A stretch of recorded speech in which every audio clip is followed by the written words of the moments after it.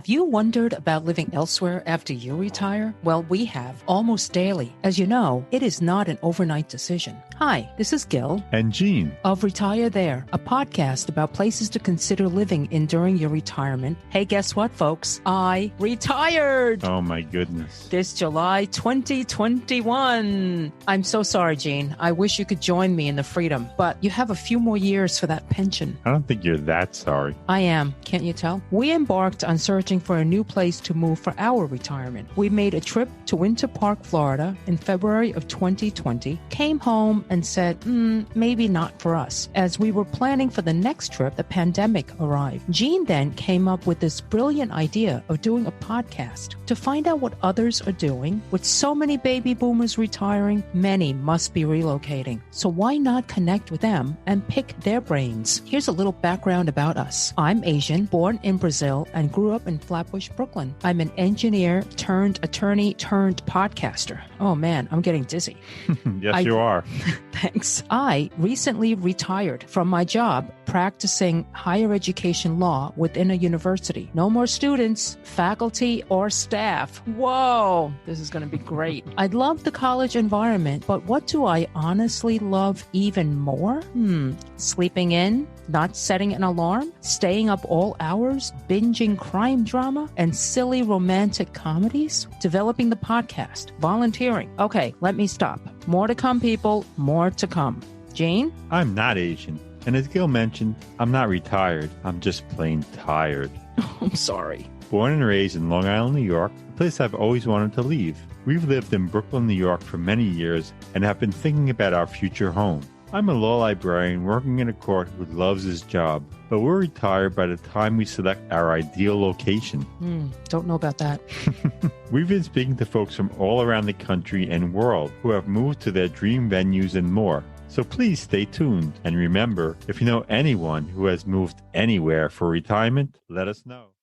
Hi there. Today we chat with Devikarani and Iggy Ignatius. Iggy is chairman and founder of ShantiNiketan Retirement Communities, which is located in Tavares, Florida. ShantiNiketan provides homes for the 55-plus crowd of active adults in niche markets, especially to immigrants from the Indian subcontinent. Tavares is located about 38 miles north of Orlando with a population of about 19,000 as of 2019. For context, for those of you familiar with the Villages, a long-standing retirement community also in Florida, ShantiNiketan lies about 25 miles south of the Villages. So let's hear a bit about our guest. Gene? Iggy was born in Chennai, formerly known as Madras, in the state of Tamil Nadu in southern India. Chennai is known as the Detroit of India, as all major automobile manufacturers are located there. It was also there that the British started their East India Company more than 200 years ago, before they ruled India. Iggy attended elementary school in Bombay, which is now Mumbai. He studied engineering in college at Birla Institute of Technology and Science in Pilani, India, one of the leading universities collaborating with MIT. Then he came to the U.S. and received an MBA from the University of Illinois at Urbana-Champaign with a major in marketing. Iggy began his career working for a private consulting company, and thereafter he primarily consulted for American Express, Citibank, General Motors, and Centex Homes. In 2008, Iggy founded ShantiNiketan and is currently developing its third phase. He and his wife built a home across the street from the development and are living there. His interests include gardening, making YouTube videos, and filmmaking. Iggy says he is a spiritual minimalist and believes in giving back to the community in terms of money and time. Ronnie, who's given me permission to call her Ronnie instead of Devikarani Ignatius, was born and raised in Coimbatore, Tamil Nadu, in southern India. The city is known as the Manchester of India, as it's known for its textile industry. She completed a Bachelor of Science in Zoology in Avinashil Lingam Home Science College. in Coimbatore and received a medical technology degree from Kankakee Community College in Kankakee, Illinois. Gene, we really have to work on our vowels and phonetics. Oh, yeah. All right. This is a real test today. Ronnie came to the United States as soon as she married, stayed home for a while to raise her children, then worked as a medical technologist in Danville, Illinois. After she and Iggy married, she left her job and moved to Florida, where she is assisting Iggy with the development's administrative and other responsibilities. Her interests include gardening, music, dancing, shopping, and exercising. Wow, someone who has finally admitted to shopping as a hobby. Good for you, because I feel the same, but I never tell people. But now I don't buy as much. I just look a lot. Together, the couple have 5 children and 6 grandchildren. So, Iggy and Ronnie, welcome to Retire There. We are so honored to have you on our podcast. Gene and I appreciate your time as we know how busy your schedule is. We have watched you on YouTube and listened to your segment on NPR's All Things Considered, which was fascinating and so good.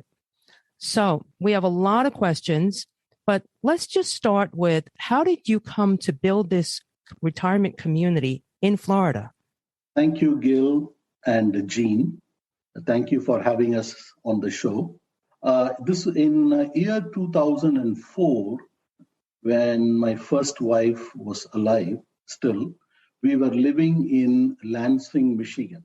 So our 2 daughters had got married, and only our son was in the final year of college there in Michigan State. And we were sitting in our patio backyard on the deck, having a cup of tea. And we were talking to each other, now, what now with our lives ahead? We are literally going to be empty nesters. What do we do next in our life? Is this going to be our lifestyle, just living here, you and me alone? We said no. Both of us came from very deep Catholic families, and our parents had instilled the missionary spirit within us. We said we always wanted to do social work, give back to the community, and we were wondering what to do. And just then I saw an Indian newspaper article. Title was a home for retired Indian seniors. And I got very excited and I said, this is the place we have to go live. And then from there, we can do our social work. So I contacted the person who organized the conference in Los Angeles. And I said, where is this place we want to go? He started laughing and he said, no, there is nothing like that.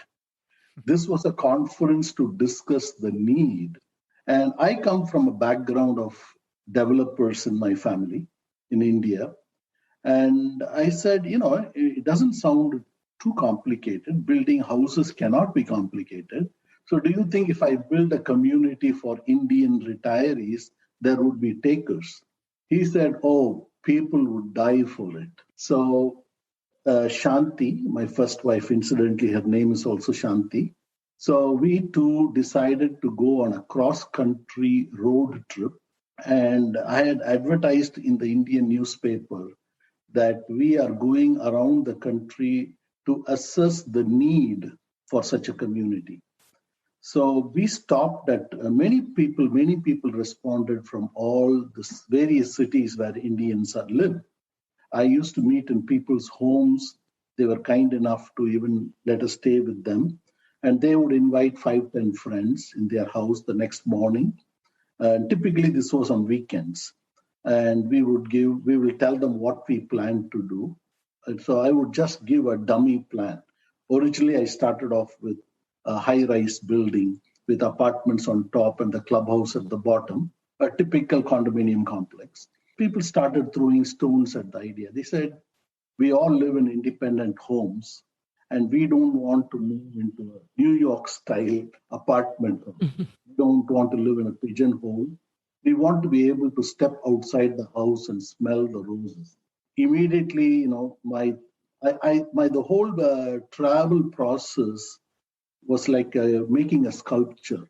people slowly chipped off of my idea what was not needed. So like that, we went twice actually cross country, and I had met hundreds of people. And when I came back, I knew, yes, there is a market for this. People were waiting for something like this.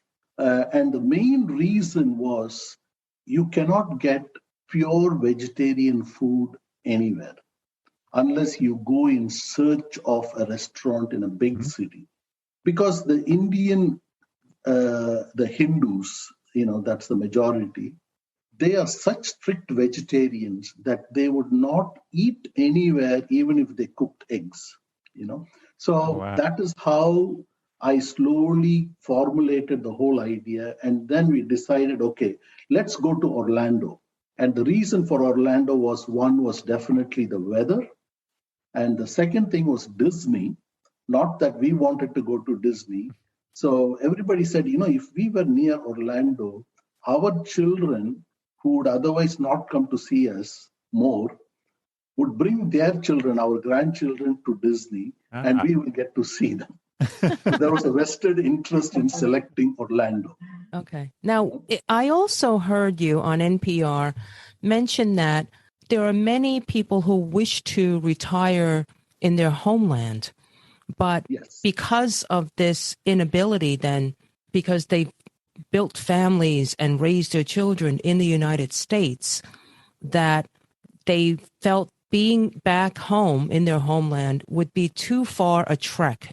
Can you talk about that? Yes.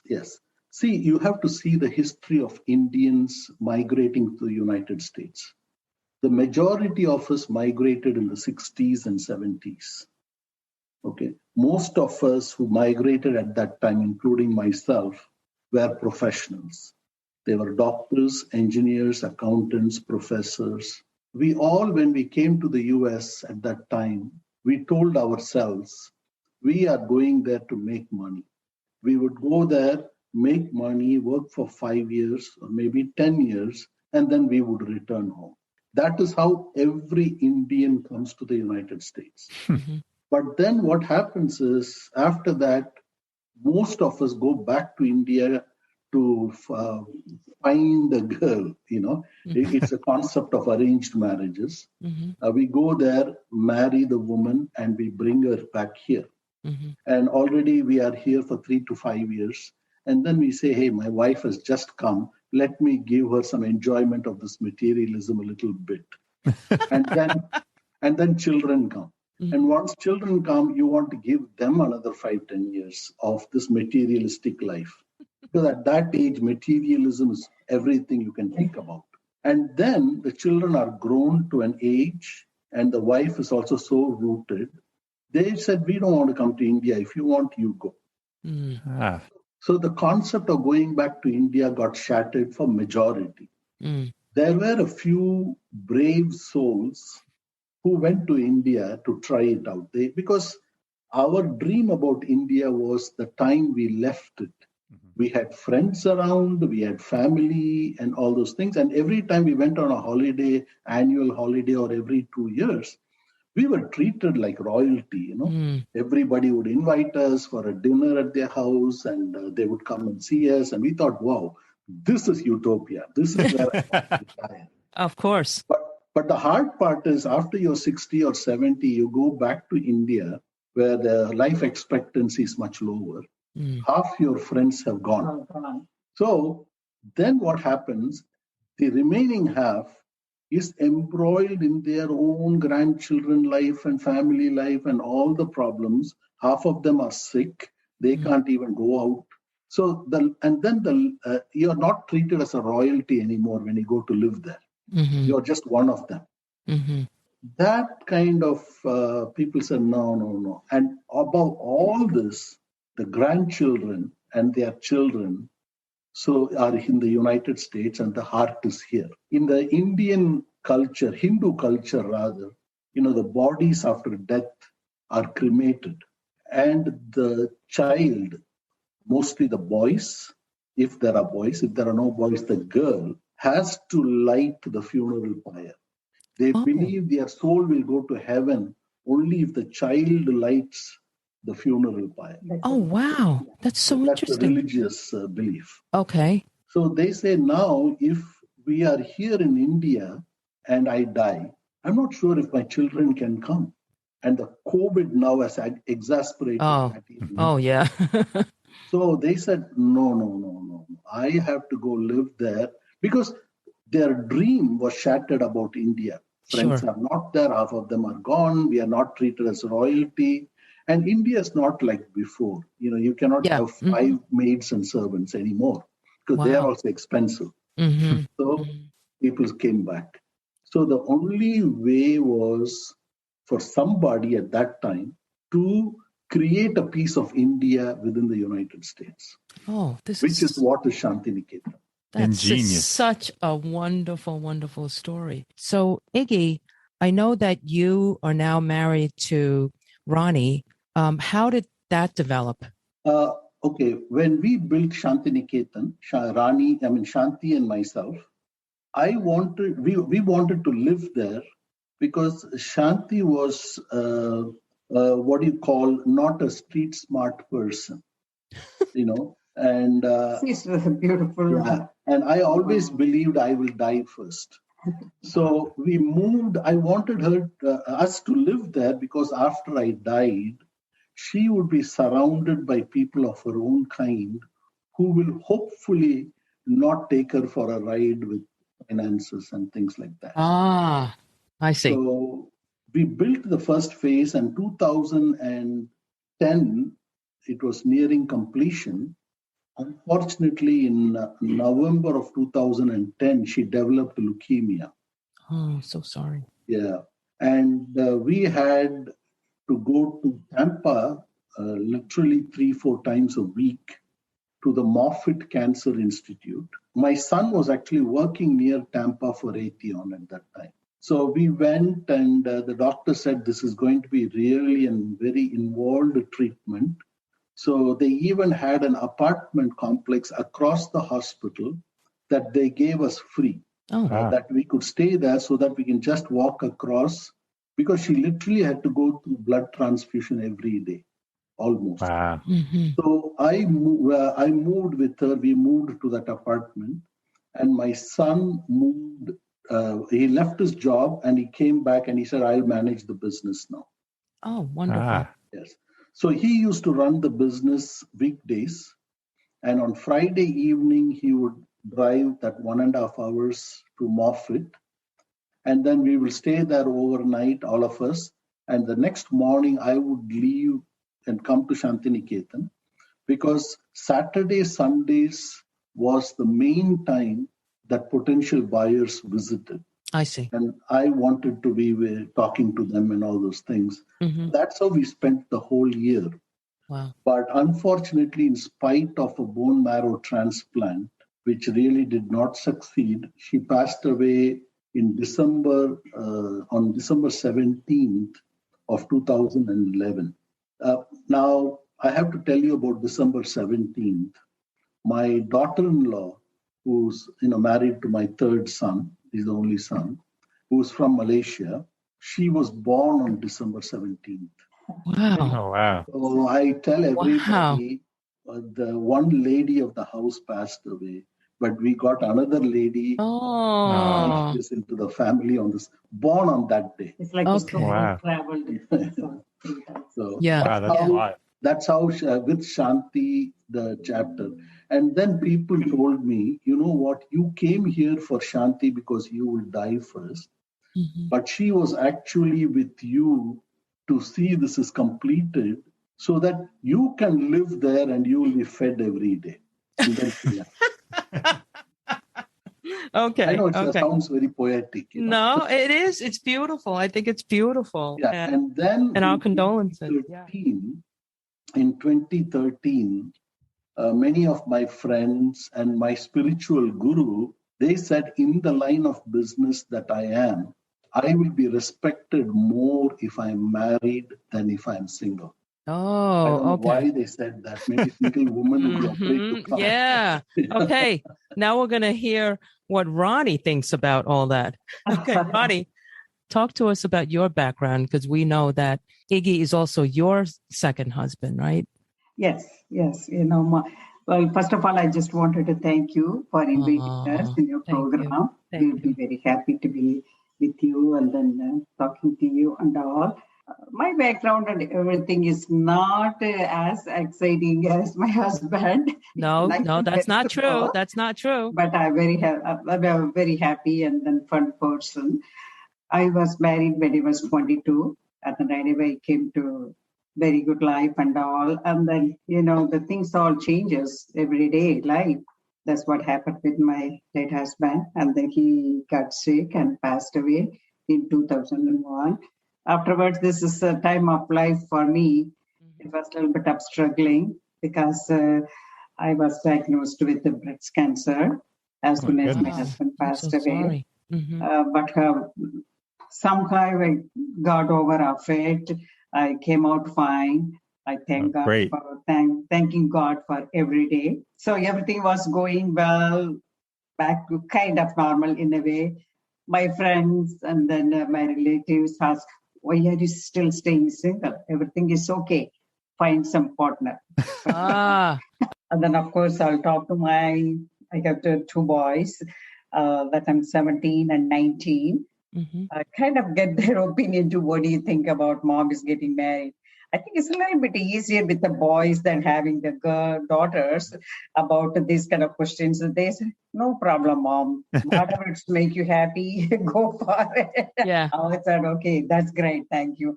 I'm not worried much about asking my parents and family permission back home in India. They wouldn't mind. As long as I'm happy, they are happy too. So in the meantime, and then Iggy and myself, we have a common friends in Chicago area.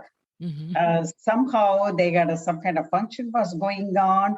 And then our friends, they both know we both are singles. So they try to match up. That's the way we kind of click. Looking at my husband, that face and then smart, cute smile. Yes, he's adorable. Spiritual. Iggy is a spiritual. That's kind of attracts me too, Okay. So that's the way we kind of click. Yes. So that's the way we are connected, and then we are happy together, and then we really fortunate to have each other. Yeah, tragedy brings together the love, and I think it's wonderful that the two of you found each other. So now you have a big family, and 6 grandchildren. Yeah, 6 grandchildren. 6 grandchildren. I know, it's like all together. All right, let me figure that out. Oh, okay. Okay, very nice. All right, let's talk about, so we know that you've established this community. Can you tell us what ShantiNiketan, I think we're going to call it for the purposes of the show, since I mangle the word, I'm going to say Shanti community. That's what I'm going to say, just for the show. So, Iggy, can you tell us what does the Shanti community offer in terms of healthcare and in terms of, cost of living? When I started ShantiNiketan in 2008, after research, I, being a minimalist and a spiritualist, I did not want to cater to people's vanities. I did not want to cater to people's wants. I said, I come from a very humble background, and I will cater to the middle class. And I took the yardstick as the average social security amount in the United States. Oh. And which is what? I guess at the time. 1,500. It was about 1,300 at that time. Okay. Wow. And I said, I will create a facility where a couple can live after having bought the home, because I assumed most of the people have their home they come from and they buy a home here, but they would be able to live there under one person's social security income, which will include food for 2 people, all 3 meals, coffee, tea, the condo dues, the property taxes, and utilities. That would be the basic retirement need for anybody. Okay. And when I started the facility before, when I was marketing it, I used to tell them it will cost you $800 to live here for a couple. Nobody believed me. They said, you cannot do it. $800 a month for two people. For two people. Okay. And when they actually started, I thought all the poor people, the middle class people will come. But to my surprise, everybody who came was a millionaire, multi-millionaire. 50% of them are retired physicians, professors, accountants, engineers, everything. And I said, oh my God, I'm attracting this particular, I didn't expect this crowd to come. I said, millionaires, they won't come here. This is meant for the guy who's going to retire on Social Security income and his house, their house. But then the mix of people who came was totally different, which is fine. Yes. And in fact, the competition has already started like 2-3 years before. And some people wanted large homes, because everybody comes from a 4,000-5,000 square foot home because of their background. And they wanted big single family homes with a yard and backyard, garden, everything. And I refrained from saying that because in my heart, I felt that was vanity. That was a want. It's not a need in retirement. Mm-hmm. Mm-hmm. And it's interesting. You started the project in 2008, and that's just around the time when the stock market crashed.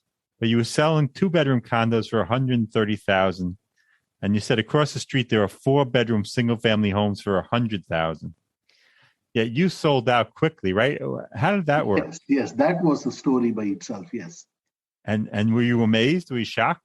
Yeah, what happened was in 2008 January, I had entered into contract for the land. And I had lined up about 11 investors who gave me $100,000 each. Mm-hmm. I don't know any of them. They just saw the passion in me for doing this. And they were people who believed that such a community is needed for the Indians here. Okay. So they said, and they were all multi-millionaires, 100,000 was peanuts for them. They said, I am going to back this project. So these investors are not necessarily Indian. No, they were all Indians. Oh, they were all Indian. Okay. Yes. Okay. Because only they believed the need was there. Okay. They put the money because these were the buyers also, ultimately. Mm-hmm. Mm-hmm. They wanted to also come and live there themselves. Oh, okay. They were already retired people. So I got that. Anyway, we contracted in January, got the approvals, and on August 15th, after all the approvals we had gotten from the city, we took title to the property at that time, and we started the site work. Okay. And meanwhile, during this period, I had marketed it by advertising in the Indian newspapers and the Indian television. And I had almost sold out the entire 54 units. Wow. By receiving $1,000 token investment. Very affordable. Which I did not cash. I just held it because real estate laws are very strict. Okay. So what happened was when I started the work, and right around the corner by end of September, we had this major crash. Yes. And you won't believe every one of those buyers who promised to buy, they called me and they said, Iggy, our retirement plans have changed. We have lost our entire IRA and 401k, and our retirement has been pushed by another 5 to 10 years. Oh my! So the least we can think about now is retirement. Sure. So we are not buying, and better yet, return our $1,000 back. Literally everybody took it back. Wow. And I didn't have any money at that time. I didn't know what to do. And people said, you know what, your plan is so great. People are afraid to give you money now. But if you could build a model, a sample, then people would buy. They wouldn't worry. So I went and I borrowed from my friends. I had to borrow at that time, I think, $400,000. Whoa. Wow. I borrowed. I think you have friends. Money. People believed me. Yeah. On that point, till today, I have not borrowed a single penny from the bank for the 300 homes I've built. Wow. That's Because amazing. I do not believe in borrowing. I don't Mhm. have a credit card, like things like that. Anyway, we used 400,000 to build it. And my revenue was like 800,000. There were 9 condos. Okay. Okay. So as soon as I built it was built in wings, in a hub and spoke model with a clubhouse in the middle and Mhm. all the wings of the condos radiating away from it. I see. So nobody has to walk more than the distance of one wing to the clubhouse. Oh, So I wow. built one wing of 9 condos. And when people came and saw that, they gave me money on one hand and took title. They were not worried because they knew they have their house and the land where I'm going to develop the thing. Now, because we attracted people who were already retired and millionaires, everybody did not risk all their money in the stock market. So everybody did not lose. So there were sufficient people who wanted this kind of a place. And, because of that vegetarianism, mainly number one, and the social composition, Culture, yeah. they cannot get this anywhere.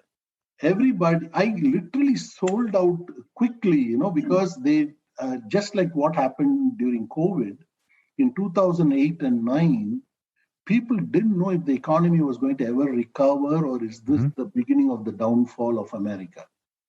All of us, I'm sure you've been through that. Mhm. We all were not sure, just like COVID. When it started, I thought this was the beginning of the end. Right. And that's what everybody thought in 2008. So that actually pushed people to buy into ShantiNiketan even more because they didn't know how long they will live and they got the money, might as well buy it. That's how the 2008, to your question, Gene, is how I faced it. And that was actually a blessing for us, I would say. So I have 2 questions. One is the community open to everyone, meaning non-Indians? And 2, are the units comprised mostly of millionaires? And what happened to the social aspect? Do we have a mix of people there? Number one, the community is open to everybody because there is a law called FHA, Fair Housing Act. Yes. And if we discriminated in selling, we could go to jail. Yes. So Yes. we never say this is an Indian community. Okay. We Gotcha. only say it's a 55 plus community, but it offers Indian food and the temple and things, just like Indian restaurants or Chinese restaurants. Mm-hmm. They serve Chinese food, but they cannot say only Chinese can come. Sure. So just like that, in our community, we have Indian food, we have a temple where they pray and all that is okay, but it's open to anybody.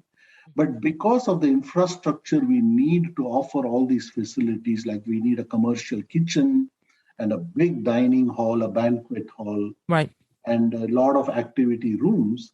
Our prices typically are 10 to 20% more than homes of similar size across the street. Okay. So people are non-Indian or even Indians who don't want what we offer, the services, why would they pay the premium to come here? Sure. So that kind of made it 100% Indian crowd. So what's the cost per year? What's the fee that they pay per year? Okay, now from that $800 I told you, yes, and you were Gil, you were asking me about what happened to that vision and all of the common man. Although the millionaires came and bought it, because I don't know, unfortunately or fortunately, all Indians seem to be millionaires. They worked hard for it to become that level. The only millionaires are there to buy it. I went to engineering school, and there were quite a few male Indians in my class. I should have looked after them. Oh, but I'm so glad I found my gene. Yeah. So, back to Gene, your question, what it costs. Today, it costs about $1,200 to $1,300 a couple for the food, utilities, condo fees, and property taxes. And the properties now the property sizes have gone up a little bit to 1,200 square feet from the original 1,000 square feet. And today we sell it at $250,000. Oh, And wow. all the previous properties that we sold at 125, 130, 160 are now also at the same price. They sell at the same price that our prices are. Okay. 150,000. So there's an appreciation. Things have doubled in value. Okay. Oh, you didn't finish the part about the common man. You were just about to talk about that. Yeah. So the common man, my charter was a couple can live here under one person's social security income, which is $1,560 today, one average. And in most cases, two people get that. Okay. But today they spend only $1,200 to $1,300. Okay. It's still very much under one person's social security. Right, and they have enough to purchase or make a down payment on the $250K. It would seem No, nobody takes a mortgage. It's all 100% cash. Okay. Wow. Because most of the people come from a multi-million-dollar property. Yeah. Most of them in the snow belt own maybe $500,000 or $1 million or a $2 million house. Typically, what they do is they take a home equity loan and they pay cash to buy this. Because I also advise them, this is your retirement home, possibly the last home you will live in your life. Mm-hmm. Do not take a mortgage and risk anything, because everybody can remember 2008. I said, please, I said, even if they want a mortgage, I tell them, please don't do it. Because I don't want to see any of my residents lose everything in the stock market. Yes. Good point. Excellent point. So that is how they buy their home. And usually after 5 years, they are convinced that this is the place they should live. They put their house on sale, their own home, pay off that home equity, and then they move here. Okay. Oh, wow. That works out well. And for the $1,200 to $1,300, what do they get? So you get food. Do you get 3 meals a day? How does that work? Yes. They get, we used to give breakfast, but not anymore, because the women, they don't want to come out without dressing up. Okay. So it sounds like a cruise. That happens only by lunchtime. These are all housewives. They are retired, so they sleep late, they wake up late. And so they make a cup of tea and a slice of bread at home for breakfast. It's only the single men, about 4 or 5 of them, used to come every day to eat breakfast. That's too bad, because I love Southern Indian breakfast. We go to this place. Dosa and idli. You like dosa and idli? Yeah, dosa, yeah. We go to this place, Saravan. With the dosa. in Manhattan. Oh my God. The big dosa. It's this delicious. Famous, oh my goodness. Yeah, this Saravan. It's Saravana Bhavan, yes. Yes. That's the place. Good. I used to give breakfast, but now people said don't give breakfast because everybody doesn't eat. So we just give coffee and tea there in the clubhouse. Anybody can come 24/7, have it. And we serve hot-cooked lunch and hot-cooked dinner. So really 2 full meals a day, and for all 7 days a week.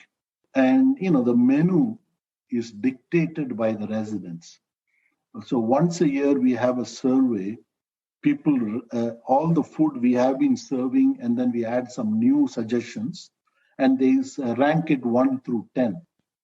So anything that is below a 5, we do not cook anymore. Wow. That's and so between great. 5 and 10, like for example, dosa is always a 10. It's a hot item. Everybody loves dosa. Yeah, what's So not that to has like? to be there. Every week, one day would be dosa. So if it got a 10 or a 9, it would be practically present in the menu once a week. If it was 8 or a 7, it would be once in 2 weeks.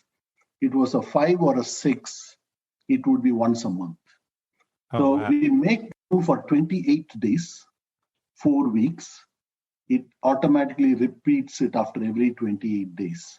Oh, wow. so no one gets bored. And let me Very ask smart. you, do you two eat there ever? Do you eat there? Yes, we always eat there. In fact, I always joke. They said, "How did you attract such a pretty woman?" So I told, all I had to tell her was, if you married me, you never have to cook in your life. That's really See, Gene?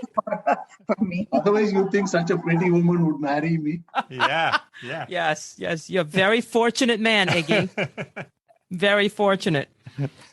Now, By the way, the Iggy himself a very excellent cook. yes. Is He he? loves to cook. I love cooking. Excellent. Oh, wow.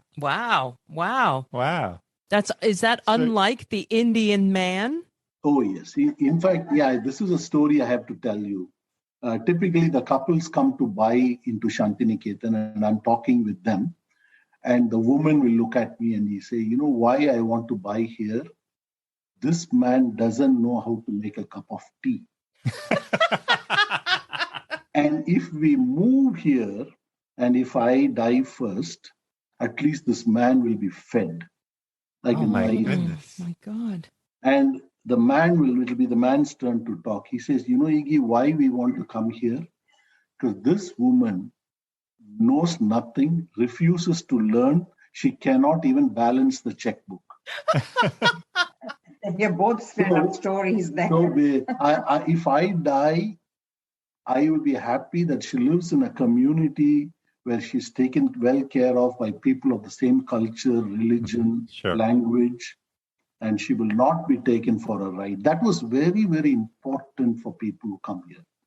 But you also must have female professionals. I mean, Ronnie's a medical technologist, and there are female Indian lawyers. I know quite a few, and engineers. Plenty of doctors. I mean, I'm sure they know how to budget a checkbook. As I told you, we have doctors, we have psychiatrists. Yes. In fact, there seem to be a lot more Indian psychiatrists. And I used to joke around saying, I'm going to rename this as the Nut House.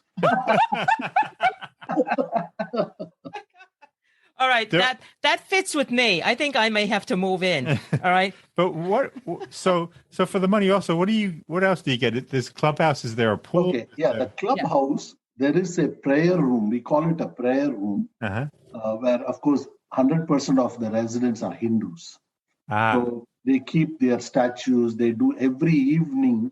There is something called bhajans. Bhajans are nothing but hymns.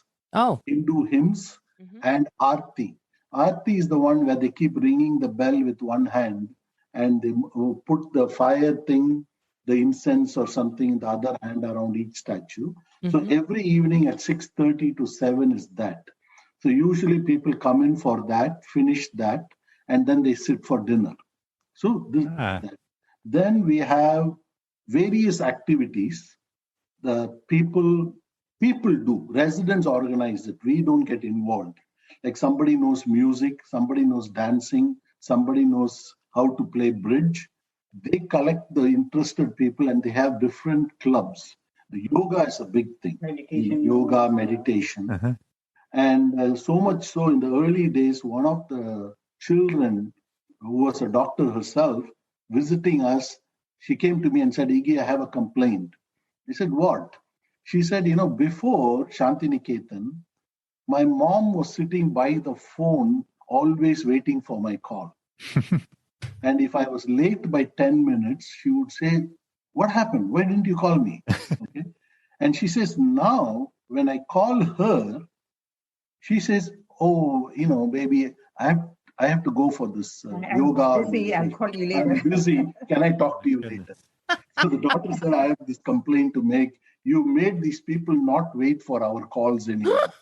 They have so much activities, Well, I have to tell you. This is what they get overall. And by a design, people who talk their own language, eat their same food. I always say it is like talking about, we can sit and talk about, in American, maybe Nixon. Retirees can sit and talk about Nixon, but our children will not know who Nixon was. Yeah.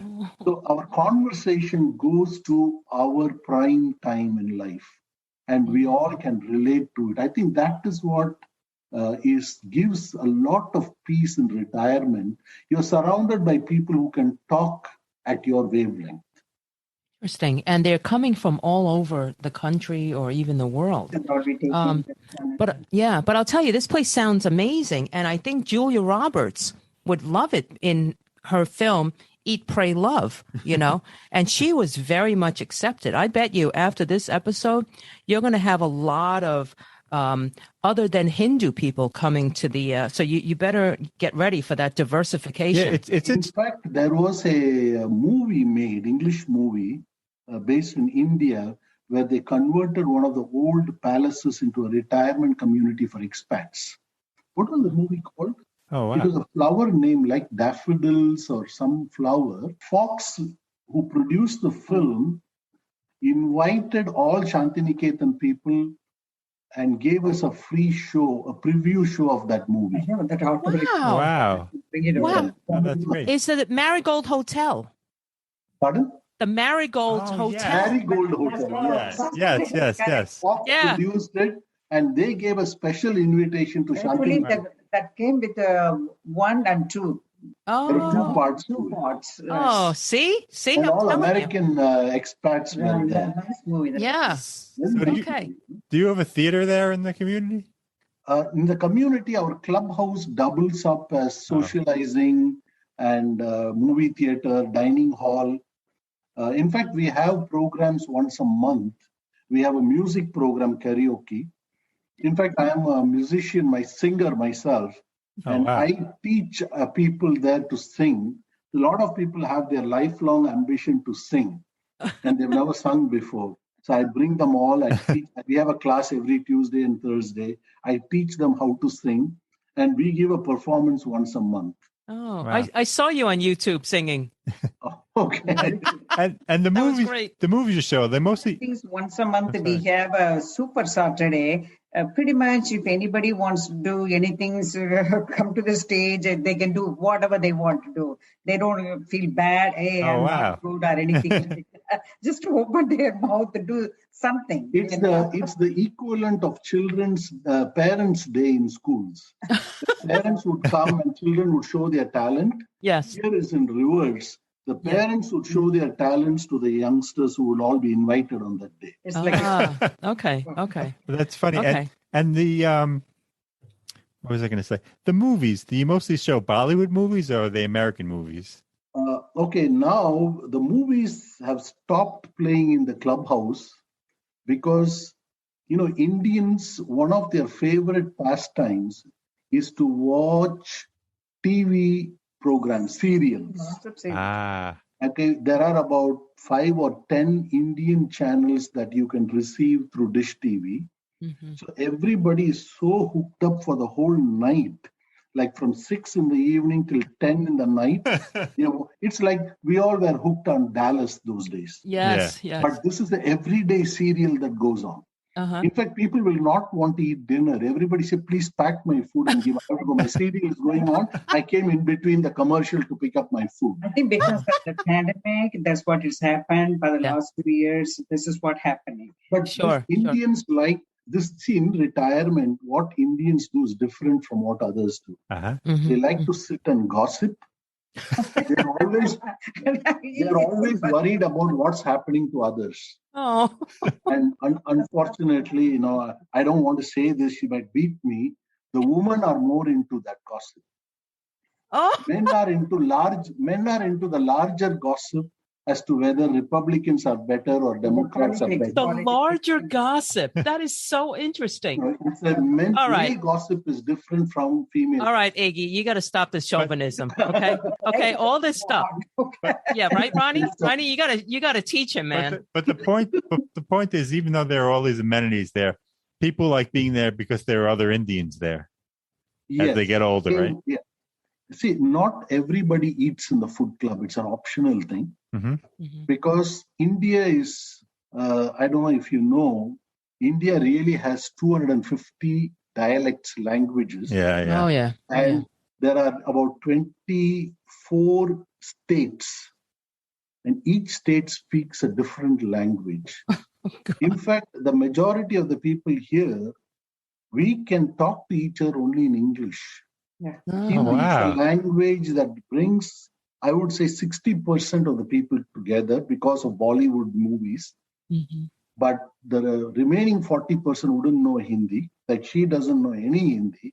I know a bit of Hindi because I studied in the northern India. But we, among Indians, we can only speak in English. We cannot understand in our own languages. Okay. All right. Let's move to healthcare. Talk about that for the community. Okay. Very clearly, we are not a healthcare facility. We are only an active adult community. Right.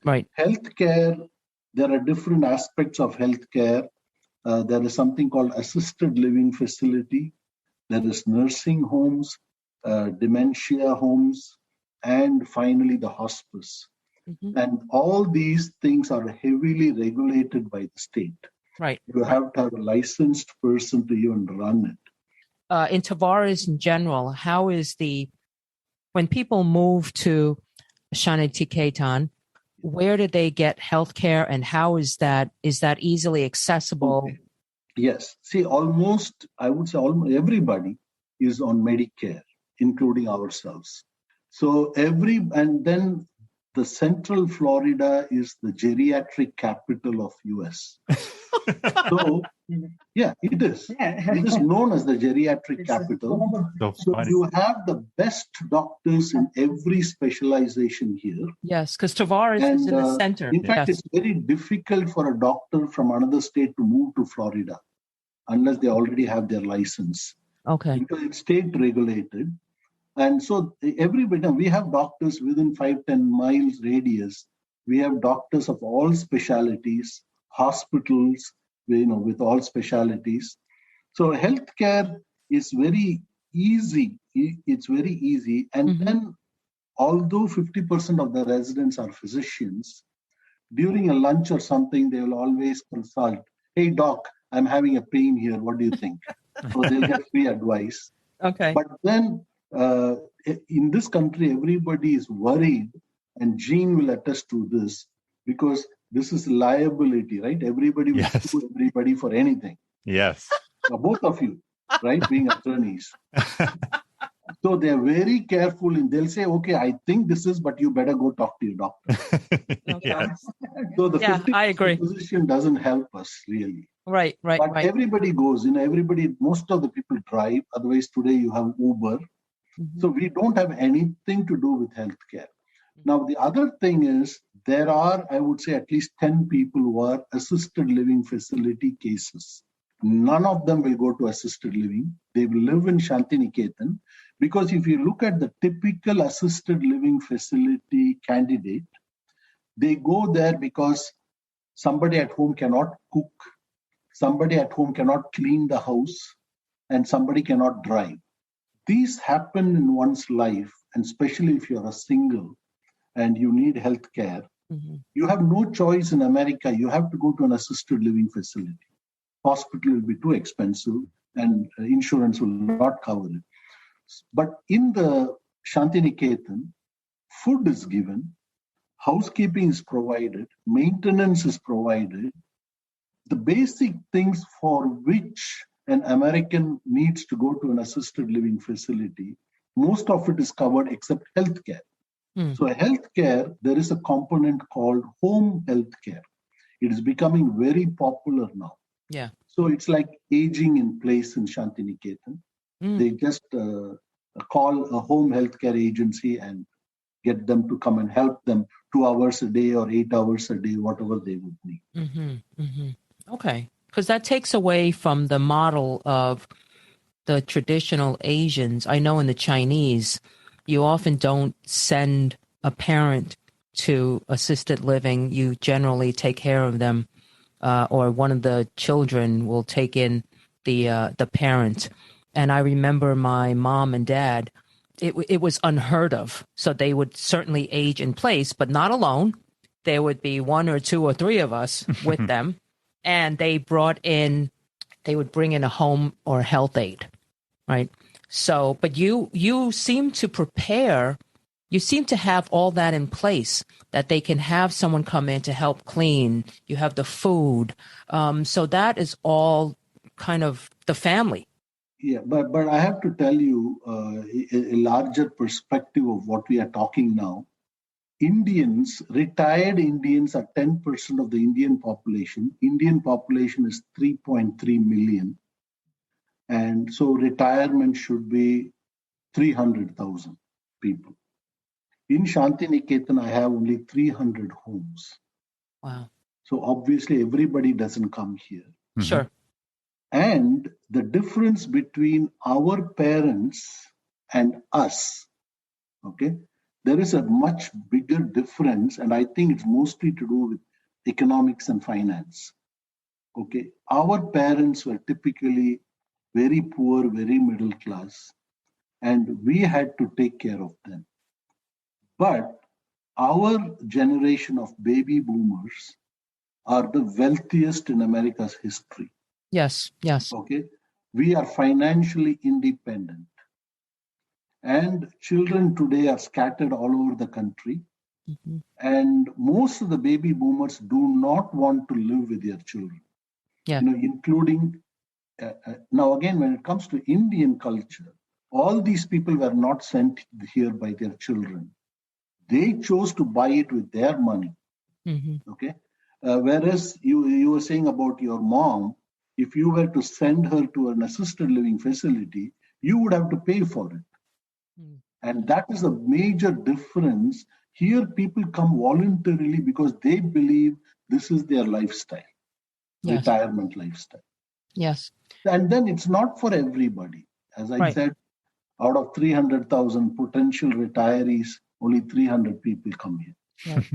Yeah. I should have opened one like this. And we talked about this, that at the time when my mom, the last 6 years of her life, she was on dialysis. And we have, where we live, we're in Brooklyn, New York. We're very near Chinatown. And she needed a dialysis center with people who would understand her diet, which was still very traditional Chinese, which didn't help her condition because, white rice is a staple that she had a tough time giving up. And if she had a facility where she could have all that service outside of her, the dialysis center, and it would have been great. And our entertainment would have been mahjong 24/7. All right. It wouldn't have been just a few hours during the day. And just so you know, it's not just a female game. There are plenty of men. But mahjong would have been a big draw. Like nowadays in the United States, pickleball has become this massive interest. Are you familiar with pickleball? Yep. Yeah. And so I think they say that almost everyone is trying to learn the game. But I think my mother would still stay at mahjong because she would win. Mahjong was of interest because it was a big gambling game. Indians don't play anything. All they would do is gossip and watch TV. That's the only thing. Really, quite honestly, we Ronnie, don't have is that true, games. Ronnie, we don't have any physical games because Indians don't do that. They watch TV movies, they watch serials, and they like to sit and talk. Okay, well, maybe if you brought in a mahjong table or a pickleball court, you will see otherwise. Yes, okay. Ronnie, it was a pleasure meeting you. Thank you for your time. Thank you so much. I couldn't hear you. Lisa, thank you. Thank you for including us. It's nice talking to you. Okay. Anytime if you get chance, please come and visit us in ShantiNiketan in Florida. Yes. Yeah. Thank you so much. Thank you. Take care. All right. Now on to a sunnier topic. The weather in Central Florida, is it similar to the weather in Southern India? Well, I am from Southern India. My majority of my clients from Northern India. India overall is tropical. It's hot. And Florida is hot in the summer and very pleasant in the other three seasons. Very, very pleasant. Now, Florida, where we live, this is the latitude of the snow line. It never snows here. Right. Only north of us snows sometimes. People come here. Another reason a lot of people come to Florida in general is because women, I think because of the childbirth and calcium deficiency, they typically develop arthritis, Indians. And when they come to a warmer climate, that arthritis goes away. No more pain in the joints. Wow. Oh, wow. That's interesting. Okay. So let me ask you, where is the nearest international airport? I mean, I'm familiar with the area for our listeners who are everywhere else. Give us an idea. Our nearest international airport would be Orlando, which is an hour away. Okay. The next one would be Tampa, that is an hour and a half. And Miami is too far. It's 4 hours from here. Okay. And people can catch a flight, an international flight out of the Orlando airport, right? Yes. Okay. In fact, we go often. Emirates is our airline of choice. It goes to Dubai, and from Dubai, it can go to any city in India or Malaysia. Okay. It goes nonstop to Dubai? Non-stop to Dubai. It's a 17-hour flight. Wow. Okay. You talked about your children, that they're grown and they're kind of scattered around the U.S. Would you expect them to come to live and retire in ShantiNiketan in the future? No. Okay. Children, why is that? Because we were looking for a piece of India in the United States, and they are not looking for a piece of India. In fact, many of them, even when we talk among our language, when they are younger, they would say, "Oh, I don't understand Spanish." For them, every foreign language is the Spanish. So I don't think they will come here. I don't think so. Any children will come. This will only be populated by the new immigrants who keep coming to this country. So far, I've had 32 deaths, and then the condos get sold. It's part of our life. So then it is bought by another person who's ready to retire and a baby boomer age like us, looking for a place like this. And I think that will go on. I don't think our children will come to live here. Okay. Interesting. Can you educate us on what is Vanaprastha and its meaning? Yes. Vanaprastha is part of the Hindu religion, which divides life into 4 stages. Okay? The first stage is childhood, and we do our schooling at that time. Okay? And then there is this adolescent, early, maybe 20s stage, where it's the time you get married and you have children and all those things. The third stage is the prime working life, when you gather enough assets. And the fourth stage is called Vanaprastha. Okay, Vana means actually forest. Okay, Vana, forest, where the animals live. Oh, forest. Prastha means entry into it. Oh, entry into the forest. Forest. So in the olden days, the old people were supposed to just go away into the forest, not bother their children, and live there and die there. Oh my goodness. And Vanaprastha, because they wanted Vanaprastha to be the stage, you spend your entire life seeking God, getting close to Him. See, they didn't believe in being very religious throughout their life. Each life has its own stage. And in your last stage, you think more about God. That is Vanaprastha. You are preparing your soul for the journey into the next life. That's what is Vanaprastha. Okay. Now, I guess this brings me to the question of end-of-life plans. Yes. So you mentioned there had been deaths. How does the community prepare for that? Okay. Now, there are, as I told you, a lot of physicians. So they have regular classes on living will and all those things. In fact, even the senior centers give you pre-printed forms. They will distribute them, ask people to live. To make sure everybody fills it and signs it. The medical thing, the end of life choices. So everybody is made aware of these things, and if they have not done it, to do it. And in one step forward is, every Hindu has to be cremated. A group of people have taken the initiative. Normal cremation costs you $6,000 normal here in Florida. Wow. Because you have those viewing and wake and then final cremation.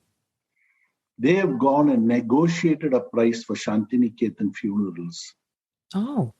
Okay. And the price have been brought down to $3,000 or $3,500. Wow, half off. And the funeral homes have in turn turned around and said, you know what, we'll make it the deal even better. You pay us now when you're alive, it'll be $2,500. Wow. Oh my God. So, people don't want to burden your children. Yes. Most of the people are going to leave millions for their children. But even their funeral expenses, they want to make sure they pay it off when they're alive. So many people have paid their funeral expenses up front because discount is very important to an Indian. Right. I just got that. That is so Well, look, funny. Iggy, I have to tell you, I mean, I think maybe in the Indian community, and I haven't done that much research, but there aren't many Americans. I mean, there's the top, 10% or 7%, but not everyone has the millions to leave behind. But I'll take that discount any day. That number for Indians, I would say, will be 80% millionaires. Wow. Yes. That is unbelievable. They say the cream of the crop that comes here. Ah, okay. Wow. So you really have a high-end facility, though, right? Ours is, we in fact call it upscale resort. Oh, wow. So doesn't it intimidate the average Joe like Gene and I? But it's not that expensive, though. Right, I know. It's not expensive. I mean, $250,000 is nothing for a nothing, yeah. Nothing. Yeah. And $1,300 a month. Right. Any common Joe can afford. Yes. Yeah, because Social That's Security amazing. is covering it anyway. In fact, this may be interesting for you. One of the initiatives that I am working on is America is best suited to remove any senior homelessness. And I am arguing with people that we have such an excellent schooling system in terms of infrastructure. Using the government money and our taxes, we build the school facilities, and every child for the 12 years is guaranteed education using that infrastructure. Mm-hmm. And I think if every town would similarly have something like a ShantiNiketan facility for people in retirement, if they don't have a house, to come and live there free, and everybody gets SSA or Social Security. With that, like my $1,200, and if you're not going to pay property taxes and condo fees, your expenses is only about $800. And today, a couple is guaranteed SSA of $850. A single person is guaranteed $550 per month, even if they've never worked in their life. So I think America, because of our SSA and Social Security system, which I think is really great, and Medicare, there is no need to have homeless seniors in this country. There's no need. The government can easily take care of it. Yeah. And that is going to be one of my initiatives I'm going to work on going forward. That's a great idea. That, by the way, you have more than our full support. I mean, I've been very troubled by the homeless situation ever since I remember it back in high school when I used to see them. It's a shame the richest country in the earth has to have homeless problem. Even Japan has provided homes for their seniors. So they have built these huge apartments in every town. Oh, wow. So the senior can go live, don't pay rent, nothing. Wow. That's great. We have America in Japan. Yeah. All right. I have a question. You're talking about religion. It's interesting that you say most of the people who live in ShantiNiketan are Hindu, but you're Catholic. Is that right? Yes. I'm a Catholic. I was born a Catholic, Mm-hmm. and now I am just a spiritual person, mostly spirituality. Okay. But I have an interesting anecdote on that. Mm-hmm. My family, my cousins and all are very fanatic Catholics. So I have one of my cousins in Washington, D.C.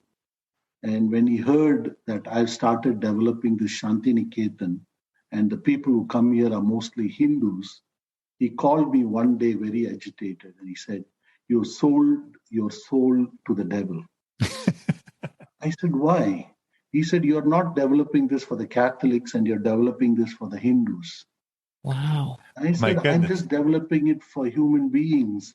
For me, being a Hindu or a Christian or a Jewish or whatever you are, doesn't matter. We are all human beings, you know." Yes. And he wouldn't talk to me after that. Oh my goodness. So that severed your relationship. That's crazy. Yeah, but then, you know, I have to go follow my soul. I have to follow my Of course. Mm-hmm, Yes. you know. mm-hmm, mm-hmm. And can you tell us, we keep saying the name, which is a little hard for me to pronounce. It shouldn't be, but ShantiNiketan, where does that word come from? Why did you decide to name the community that? Yeah, that is, I told you, in India, there is the Indian Nobel laureate called Rabindranath Tagore built a university in Calcutta, near Calcutta, where incidentally was Mother Teresa too, in Calcutta. And he built this town called ShantiNiketan, and actually the university was ShantiNiketan, and it was a village. And I had been there in 1977, and I was so impressed with the minimalistic nature of education. Classes were only under the trees. Everybody lived a simple life. And I said, my God, this is utopia for me. Yeah. And that name stuck to me. So when I named this place, you know, I said, now this is perfect ShantiNiketan. My wife's name happened to be ShantiNiketan. And ShantiNiketan Peace House is the ideal name for a retirement community. Yes. Oh, peace home. That's wonderful. Wow. So Shanti means peace? Yes. And Niketan means home. The home. I just have one other question. Maybe you said this. Is it a gated community? Yes. I build each community to be an average of 100 units. Mm-hmm. I don't want to build more than that because the bottleneck is the food service. You know, if you make seniors stand in the buffet line for more than 10, 15 minutes, they'll get very mad at you. So that actually drives the size of the community, which has to be around 100 for it to be economically viable to run the place. Mm-hmm. Okay. Oh, wow. And do you have any plans to build one of these anywhere else? Well, it is so strange that for some reason, Indians in the United States, first of all, every retired Indian knows about ShantiNiketan in the United States. We are very well known. And for some reason, they think only I can do this. I don't know what is so big rocket science about it. You pay the money, any builder will build it, and you organize your thing, and I can help you set up the food club and all those things. But nobody does it because I told you earlier, there is really no much money in this project. And for me, it is feasible to do it because I don't expect any money out of these things. So every week I get 2-3 requests. Oh, in my town, in the temple, there are at least 1,000 people. You will sell it like that. Okay, it's not that simple. It's easy to do. I don't think I can guide anybody to do. We are planning to retire now. And in our retirement, we are planning to travel the world and finally go and retire in Malaysia. I think you might have told Gene about it. Kuala Lumpur. Kuala Lumpur, yes. Oh, wow. He's not even going to be in Florida. But part of one of the things is I have been watching a lot of YouTube on expat retirements. Yes. And especially in South America, a lot of expats go there and I see the kind of houses they rent and live. I think a concept like ShantiNiketan, where the expats can live together. We have a kitchen that will serve both local food and American food at a very low cost, because most of these expats going to these countries are for the low cost. And it's easily reproducible. It's no rocket science. Anybody can do it. You know, I have to say, though, a plug for you is that you're also an engineer with an MBA. Okay. So these things may sound simple in your head, but to a lot of people, it's intimidating. It's intimidating on several levels, because you did all of this, and it's like you said, it's a simple idea, but those ideas sometimes don't manifest so simply, right? But I think the key is he doesn't charge a lot. And the reason he doesn't charge a lot is because he doesn't expect to make any money. Most people who want to build these would probably want to make money. And there lies the problem. They'd have to charge more. Right. In fact, Iggy says that he doesn't take money from this, and it all goes back into the community. I will be walking out of this development in a couple of months with only my social security income. I have no bank deposits, no CDs, no stock, nothing. Wait a minute. I thought you were one of the millionaires out there. Come on. I am not. That's what my wife was telling me. You probably didn't hear. And I said, most of the Indians are millionaires. She said, except my husband. We have a lot of argument between us about this money, keeping money. Yeah. He said, oh, you have to keep money. I said, for what? She said, if tomorrow, old age, we get very sick, we have to go to nursing home and, we need to spend, you need money. So I told her, so you want me to make money and save money to pay the hospitals? So really, that is her argument. You need money for medical care. My philosophy is, if Medicare cannot keep me alive, it's time for me to go. I'll go happily. Because what is the point in draining society's resources when they make you live for what? What are you going to do in your life anymore? And that is why I think most of the expats going out of this country to South America or Southeast Asia is the healthcare. And this is a point that bothers me, but nobody on TV or anywhere talks about this, the political system. Everything this country will outsource, whether it is coding, IT, whether it is production, everything is outsourced, but they will not outsource the medical. Okay. Right. The China and India have the best doctors. In fact, most of the best doctors in the US are from China and India. Okay, I'm sure there are locals also. But it is the same people there. And I can have a bypass surgery for under 20, much less than $25,000 in India or Malaysia or China or anywhere. Here I had a bypass surgery in 2016 and my bill was 150,000 plus. Wow. What for? You go stay in a hospital here overnight, you go to ER and you stay, your bill is minimum $10,000 to $15,000. Yeah. Everybody is talking about insurance, how to reduce the insurance cost, where to get the money. But if you notice, nobody talks about, just like outsourcing everything else, why don't you think of outsourcing? You let the Chinese and Indians come build hospitals here. Your healthcare will go to 1/10 of what it is. And so your insurance will be 1/10 of what it is. Interesting. Most of Indians, I'm telling you, this is a secret. People go to India often, right? We can buy our 1 year medication for an amount that is the co-pay for 1 month here. Oh my God. Okay, that is the cost. I was in Malaysia a couple of years ago before COVID. I had a vertigo and I had to go to ER and then I stayed in the hospital. And then they discharged me the next day.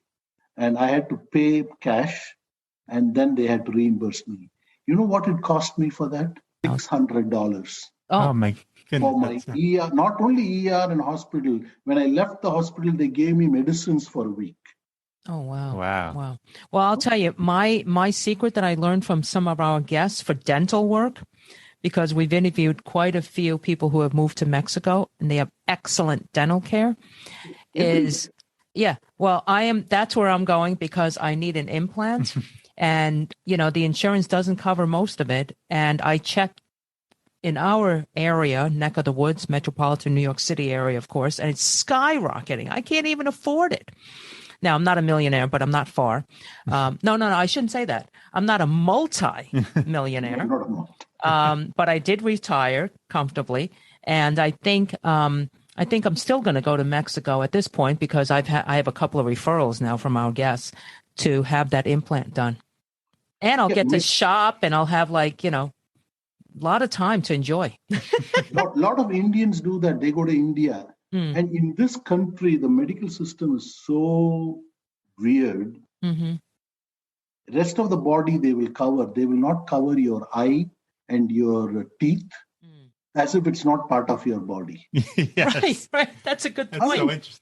Yeah. Nobody questioned. The problem is none of the TVs, they do not question the health care. Why can't you ask if my hospital stay is $500 a night with so good care somewhere, why do you have to charge me $15,000 here? Mm-hmm. They will say, Cadillac coverage. Come on, no, everybody doesn't need Cadillac. Maybe 1% of the people need. The sad thing is some of these places they're not even nice and they don't have good care. When you stay overnight, I've stayed in hospitals overnight and I'm like, I know what the bill's going to look like, but I'm sharing a room. There's all this noise going on. They won't let me shut the door at night. So I hear all this yelling that the one night there was a woman, unfortunately, screaming at the top of the lungs, like 2 doors down. And so I'm paying $20,000 a night for what? For irritation, really. I was so anxious that night. Yeah, that's not Cadillac coverage. You know what I think? The medical system in this country is the corruption of this country. Why nobody opens their mouth is all the senators and congressmen and everybody gets paid by the medical industry. So nobody will open their mouth about it. I know. I know. I mean, this is, we talk about corruption in India and China and everywhere. Yeah. This country, we don't have to pay $10 when you go to the DMV office. That kind of corruption is not there. But then there is no reason why a hospital should stay overnight should cost you $20,000. I know. Yeah, you're right. I know. Nobody questions it. Right. I totally agree with you. Yes. And then people are stuck in debt forever. So, all right. I think on that note, Iggy, I want to ask you, do you have any parting words for our guests who are looking to retire in the near future or have already retired? Just about anything. I know you are full of wisdom. I would only say try to live and create for yourself what you need and not what you want. You will be amazed at what it really costs. Okay. My wife was always talking to me, no, you can't live in Social Security, you can't live in social. I said, take a pen and paper, let's list down what we need. She could not go over $1,500 a month. Wow. That is what it is needed. But you go to a financial analyst or a consultant, they will tell you will need 5 million and 10 million to retire. Yeah. Wow. You don't need that. You need a home, yes. Yes. Most of the people have the home. And if you try to plan your life within your Social Security income, as I am planning to, your life will be blissful and peaceful. That's the only thing, at least in retirement, we have seen the world, we have done everything. We have gone for $100 dinner. Mm-hmm. That is why people are moving overseas. Yeah. Even Europe is so cheap. Yeah. My cousin just went to Valencia for a year, Spain. He said, I had to go to the hospital and they didn't charge him a penny. Yes. For staying and everything. So rest of I think we have to learn from the rest of America. Rest of the world. Yes, that's a great point. Most of the scare of retirees is that the health care will bankrupt you. here in this Yeah. country. It will. Yeah, no, absolutely. And you have to live in fear every day. And the only way to get out of that is get out of the country like I'm planning to. That's very interesting. Hey, I'll never go bankrupt. Yeah. And, go to a country that appreciates the human being, where healthcare is a right and not a privileged luxury. I agree. Yeah. And at least it doesn't cost anywhere in the world what it costs here. Yeah. Yes. No, absolutely. Something has to be done about it. The country needs to think about that. Yes, totally. Okay. But on that note, Iggy, this is quite a episode. I really love that you had so many great thoughts, and you had your idea of building that community was just ingenious. I think, and the people who live there probably love you for it. I just wanted to say, watch out, because Gil and I love Indian food, so we may be down there looking at a unit. So you may not have all Indians. Please come. And first you visit, stay with us, eat with us, ShantiNiketan. And we would be honored if other than Indians come here. Yes. Well, we will make that happen probably. I mean, not only can I live on tikka, all right, or vindaloo, or aloo. I mean, I just think that being a vegetarian is a very healthy way to live, but it has to be tasty, And so if it's not tasty, I'm not going to eat it. Yeah. On that note, ShantiNiketan, so many, when I'm sitting there and eating my meal, the single woman, most of them will come with their folded hands with tears in their eyes. They'll tell me, thank you for doing this. What would my life have become if this place was not there? Wow. And every resident will tell you, we have not seen heaven, but this is heaven for us right now. Every resident will say that. That is and I so think nice. It's very easy to recreate these communities, even for Chinese and Americans, Italians, Germans. It's easy to do it. In fact, in that NPR interview, they even quoted the Arizona study they did, that human beings, when they are on their deathbed, want to be surrounded by people of their own kind. They said Germans want to be surrounded by Germans. They said, there is something about, I don't know if you've read about my story, I always talk about salmon. The salmon is born up in the hills, in the lake, comes down the rivers into the ocean, becomes very big, and then when it's about to lay the eggs, it goes upstream. That's where you see them flying over. Right. Back where they were born, they lay their eggs, the babies are born, and then they die there. Yeah. Human beings are similar. We want to go back to the roots. In fact, I wrote 2 books on this. One was called Seeking Roots. Oh, okay. That ShantiNiketan is based on creating India, just seeking roots. Okay. We're going to list all that in the show notes, because I think I'm very interested in looking into that. Okay, Iggy. Well, thank you so much for your time. This was so fruitful and enjoyable. I mean, I can go on all day talking to you, but I don't think we can get that much covered in one episode. But we will be in touch. Thank you very much for having me and my wife. Thank you very much. And I think you're doing great service for retirees. Oh, thank you so much. Yesterday was the first I said, oh my God, just like the YouTube expat shows, I have to watch, at least I can watch those shows where I am planning to travel to. Great service you're doing. Oh, thank you. Thank you. Thank you. We appreciate that. Yeah, this was so interesting and so great. Thank you so much for being on our show. Stay in touch. Okay. I will. Bye-bye. Thank you. Bye-bye. Bye-bye. We hope you've enjoyed this episode. If you know someone who's relocated for retirement and wishes to share their story with us, please reach out to us. We'd love to hear from you. Our email address is gg@retirethere.com. Our website is retirethere.com, and you may follow us on Twitter at retirethere_. Now, if you've liked our show, please subscribe and rate it in Apple Podcasts. In the meantime, be well.